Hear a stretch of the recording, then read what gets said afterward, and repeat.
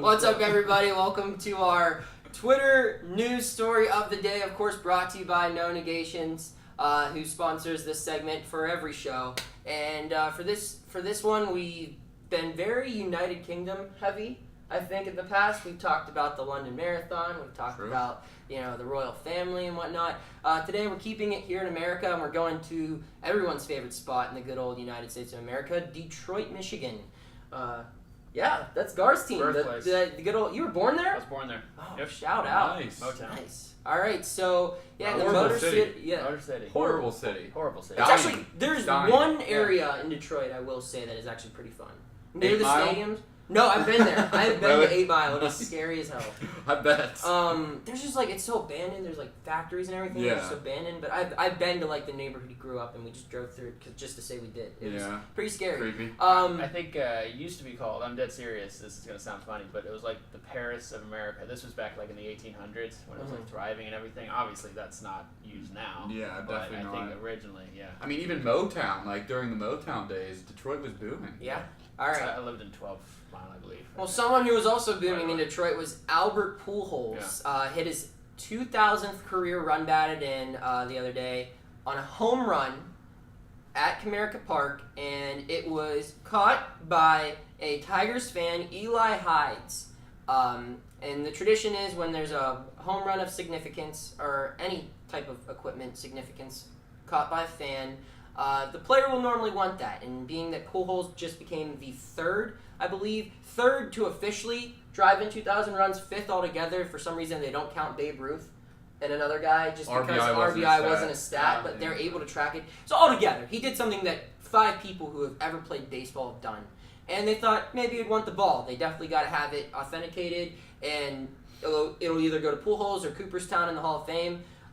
So the exchange normally goes, you catch the ball. People from the home stadium, like the front office, the sales team, they'll come and they'll make you a deal. It'll normally be an autographed baseball from the player who hit it, or a bat, or a jersey, or a photo, or tickets, or whatever it is. So this guy decided he didn't want to do that.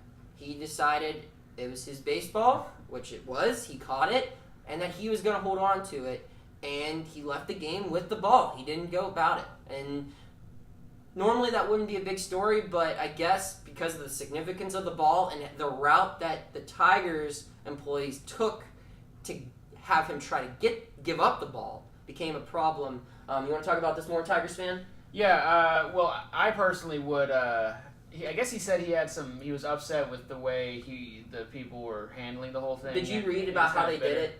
I didn't see the details. So the way it goes is they say there's 3 offers. Okay. The first one that was an offer was an autographed Albert Pujols ball. Okay. The second one, he said no, I'm good. I'm going to keep this baseball. Sure. And the second time they said, here's an autographed Albert Pujols ball, and you can have a meet and greet with Albert Pujols after the game. Yeah. So I'm good, man. I want to keep this ball. And that's when they started becoming aggressive with them. And they were saying well, it's not going to be worth anything if we don't get it authenticated, and we're not authenticating it if you don't give it to us. Yeah. So basically saying that ball's worth nothing if you leave, so there's no point in you keeping it. Right. Just give us the ball and shut up. And so then the third time they went to him, it was an autographed Miguel Cabrera jersey and bat, autographed Pujols ball, meet and greet with both Miggy and Pujols, the 2 best right-handed hitters of our lifetime. Yeah. Before Trout, and he just said no, and they tried to go they tried to strong arm him. They said hey man, once we leave, there's no more offers. This is it, and he goes bye, and he just left. What I thought was kind of cool was this man was a former he's in law school, so he said that in his years of law school he's learned that any deal that's given to you, you don't accept right there, you take it home and you think about it. So that's what he did right during game day. No matter what deal they were going to throw at him, he wasn't going to accept. He was going to go home. Well, I shouldn't say no matter what, but any deal they probably would have thrown at him, he was just going to go home, say no to it right then and there, and said he had to think about it.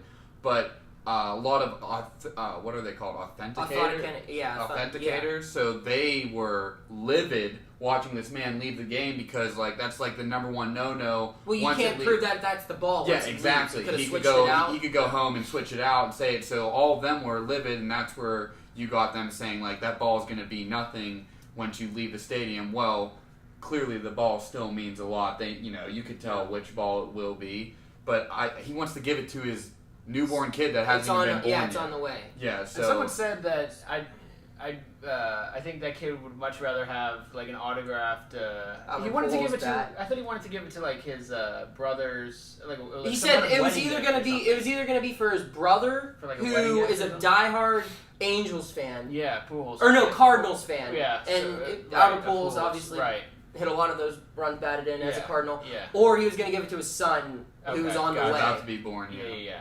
I would have like taken any offer at all, especially as a Tigers fan, man. I would have taken like, hell, just give me a picture with Miggy, and I'll do whatever. I kind of like where he's going because okay how far is the Tigers how far are they gonna go to get this ball? Yeah. So that's what I like where he's standing. Like, hey, I'll keep this ball no matter. It's cool that I have it. So you would have done the same thing? I don't think me personally I would have done the same thing. Yeah. I mean, I would have been shocked that I have the ball and that I'm around the Tigers organization front, higher ups, and like they're talking to me and they're offering me all this stuff. I would have just been shocked and be like, yeah. But this guy, as a lawyer, in a law school, he is thinking of all of his options, and sometimes you get the best possible option if you do that. So I don't hate the move of telling like the front office employees to take a hike. Because the way he described it, it was just assumed that he was going to give this ball up, and I guess that's the protocol, and I get that, but coming at someone who is the rightfully owner of that ball, I mean, he owns that baseball, he paid to be there, and he was there to catch it, and that's his property, and if he wants to keep it, and that's what Albert Pujols said after the game. He said that's his baseball. So I mean, he was like, I would gladly take it, but the right thing to do is to give it up. Mm-hmm. But here's my point with that. I don't care. I mean, yeah, obviously you'd want it to be worth a lot and sell it or whatever, but I have a lot of sports memorabilia. I don't have anything to the level of 2000 RBI baseball, but some of that is special. And if you are a fan of the game, that is cool. And all this authenticated nonsense, whatever it is, you can say, the MLB can say that's not the official ball, and they could discredit it or whatever, but that dude got so much attention now. Oh, yeah. When you type his name in Google, for the rest of time, unless if he commits a heinous crime or something, he will be known as the dude who refused to give Albert Pujols the baseball. Yeah, screw or at least he would have been. So they will know. Then again, he could switch the ball out and everything. Still, but it's a good move, I guess. People know that that's the real ball. I would say screw the authenticators at that point, because if you're gonna look at me and say this isn't the ball, like you said, I'll go on YouTube and show you me catching this ball. He even raised it up. It's just there's no markings on a baseball. It says Major League Baseball. You can't go. No, but you can buy Major League Baseballs. And if he caught I think I have 15 foul balls that I've caught. Yeah, so I have one that Kerry Wood threw me when I was 13. I could easily just be like, yep, this is the Pujols ball. True, when it wasn't from Kerry Wood. So that's the point. And anything he can do to mark it up, it's he could put his initials on it or whatever. Yeah. But it's you could have done that to another ball. So there is no way that he could prove the ball. But I think, the authenticators are the real bad guys in this for the fact that they're not willing to just, acknowledge history of the game. That's your job, is to acknowledge history that happened and document history. And you're ignoring that over a petty little thing between a fan wanting to keep a ball and not giving it to Albert Pujols. Albert Pujols has 600 career home runs. He's won World Series. He's won MVPs. You think one little baseball not added to his collection is going to keep him up at night? He even said himself he would not pay a penny for the baseball. Yeah, but I still think, me personally, I would just be like, you know what? For God's sake, it's his hit. I know I own the ball or whatever, but it's his hit. It's his RBI. Give him back the ball. Take a picture with the guy and move on. Just say, hey, I caught the ball. Here's a picture. I traded it for. And then that's enough proof. You can brag to your friends and all that stuff. Brings me back to a classic Hey Arnold episode. Mickey Kaline hit his final ball on his final home run. You know what Arnold did? He ran through the entire stadium to get Mickey Kaline that ball again. True. It's just have a heart of gold. But now, what is he going to get? What if he now gets to meet Albert Pujols Miguel Cabrera has 2 signed jerseys from him now, and he wouldn't have got that if he would have accepted the first offer. I wouldn't trade any of it for the ball. That's the thing. You wait for your best offer. What you should do, or what I would do is, okay, they'd be like, okay, we'll give you a signed autographed Pujols ball, and I'll be like, well, look, I'm a Tigers fan. I want a picture with Miggy. And I want an autograph from Miggy. I want a Josh Harrison game. And I want Jordy Mercer. I want a Jordy Mercer used sock.